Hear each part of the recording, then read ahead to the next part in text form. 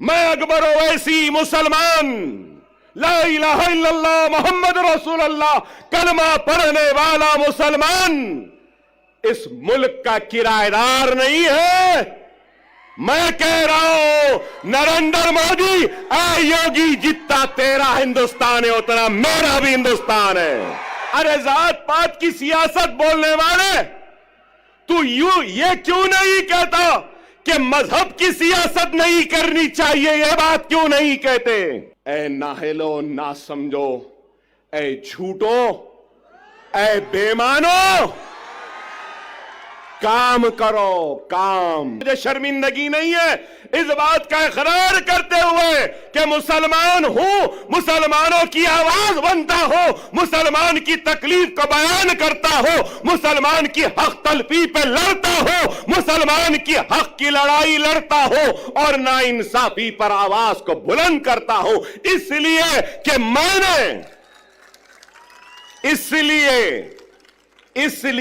मैंने दस्तूर पर हल्फ लिया है। बहैसियत रुकने असेंबली, अवामी नुमाइंदे, मेरी जिम्मेदारी है कि मैं सबसे पीछे वाले को आगे लाऊं, पिछड़े हुए को ताकत दूं, कमजोर को कुव्वत दूं और जो आखिरी में है उसको आगे बढ़ाऊं। क्या लीडर की यह जिम्मेदारी नहीं? क्या कोई ये इस बात से इनकार कर सकेगा कि हिंदुस्तान की सबसे बड़ी अक़लियत मुसलमान रोजी रोटी, कपड़ा, मकान, तालीम, खुशहाली में सबसे पीछे है? और आज हमारी कोशिश वो पीछे जो मुसलमान है उसको आगे लाएं। हमारी कोशिश वो पिछड़ा हुआ मुसलमान उसको आगे लाएं। अल्लाह उसके रसूल की कसम, जब मुसलमान आगे आ जाएगा तो अगर पीछे ब्राह्मण रहेगा तो उस ब्राह्मण को भी आगे लाने का काम हम करेंगे, क्योंकि हमने दस्तूर पे हलफ लिया है पिछड़ों को, कमजोरों को आगे बढ़ाना हमारी जिम्मेदारी है। यह हमारी सोच है।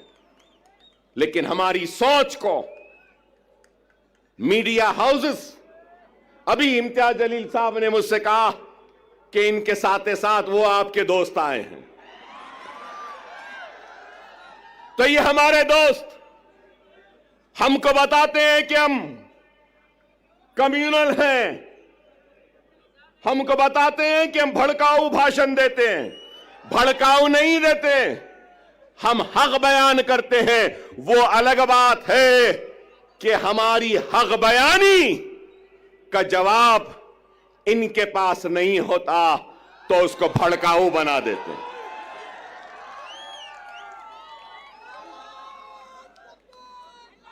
आज ही मैंने किसी न्यूज चैनल में देखा जिसमें योगी आदित्यनाथ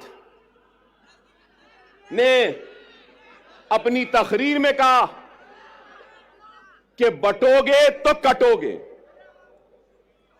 लोग काफी एतराज कर रहे हैं उस बात पर, मगर मैं ये कहूंगा,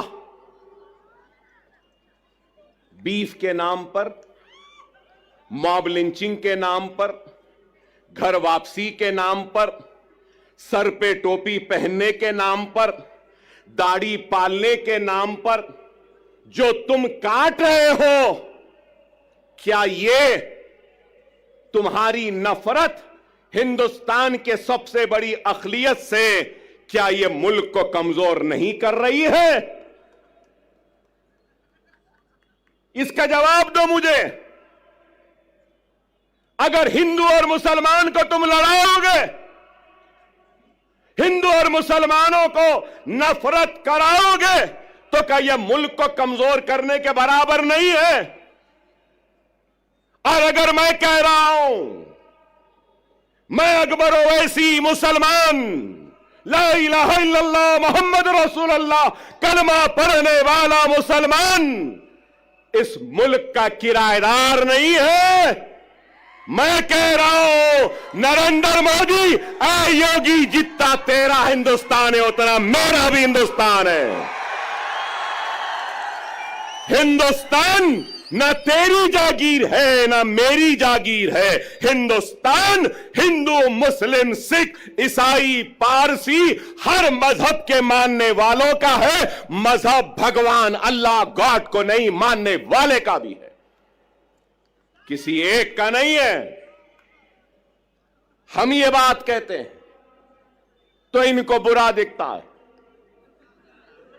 अरे इस मुल्क का सबसे बड़ा मसला क्या है? बेरोजगारी। इस मुल्क का सबसे बड़ा मसला क्या है? महंगाई। इस मुल्क का सबसे बड़ा मसला क्या है? हर 2 मिनट 3 मिनट को रेप होते हैं। इस मुल्क का सबसे बड़ा मसला क्या है? ग्रेजुएट्स को नौकरियां।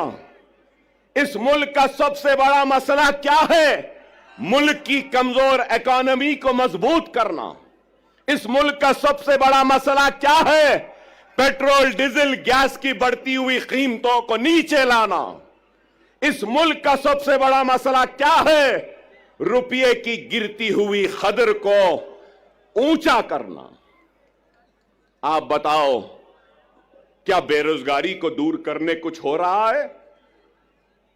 महंगाई को दूर करने कुछ हो रहा है? क्या बेघर लोगों को घर देने के लिए कुछ हो रहा है? कुछ नहीं हो रहा है। सिर्फ इस मुल्क को मजहब के नाम पर बांटने की बात कर रहे हैं। योगी की तकरीर को मैंने सुना, बटोगे तो कटोगे कहां? उसके बाद कहा कि जात पात की सियासत।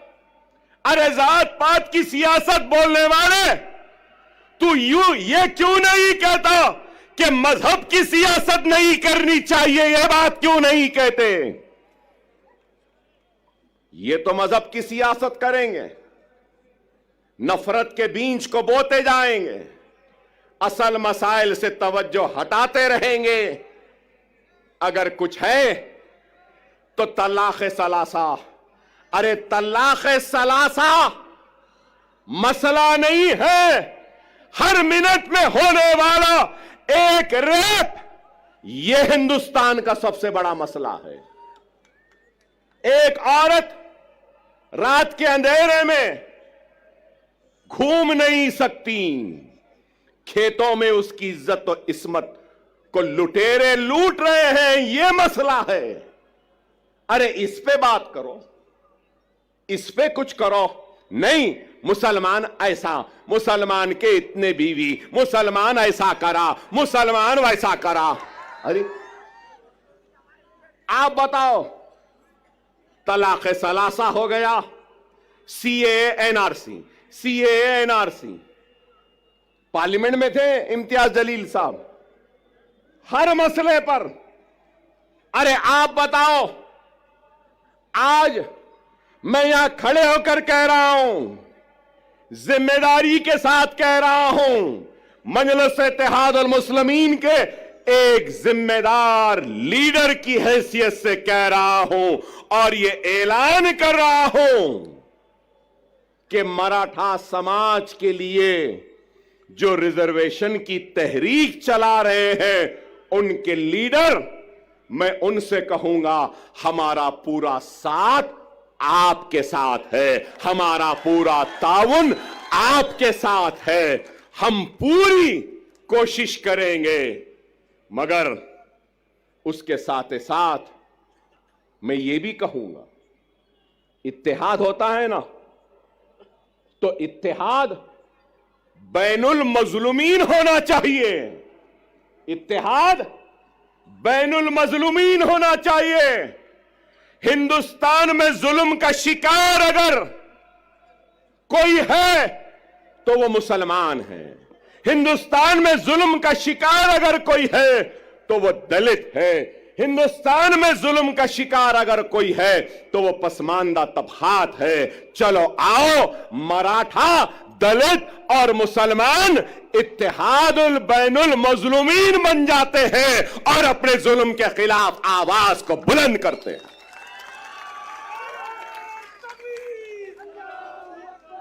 मगर मेरी बात खत्म नहीं हुई।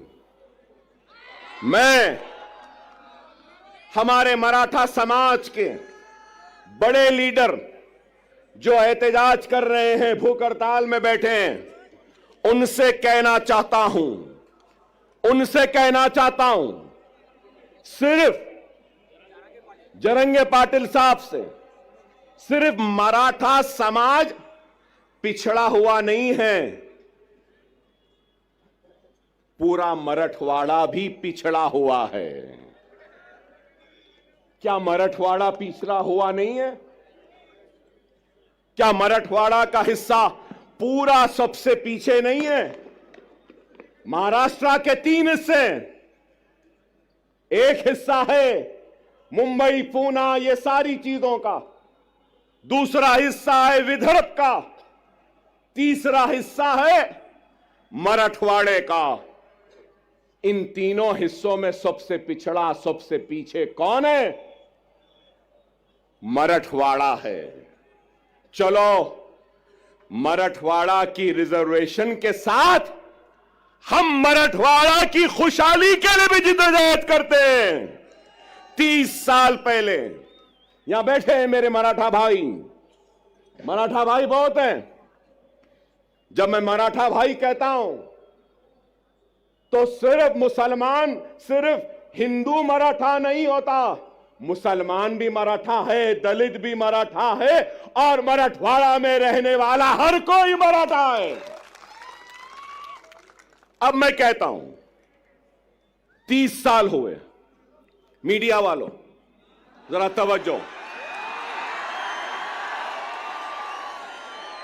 30 साल हुए, 30 इयर्स, 30 साल हुए। क्रिएशन मतलब एक कॉन्स्टिट्यूशनल बॉडी बनाई गई। क्या आप जानते हैं वो बॉडी क्या है?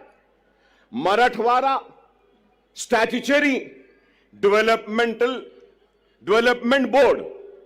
मराठवाड़ा स्टैट्यूटरी डेवलपमेंट बोर्ड जो सिर्फ मराठवाड़ा के लिए बनाया गया।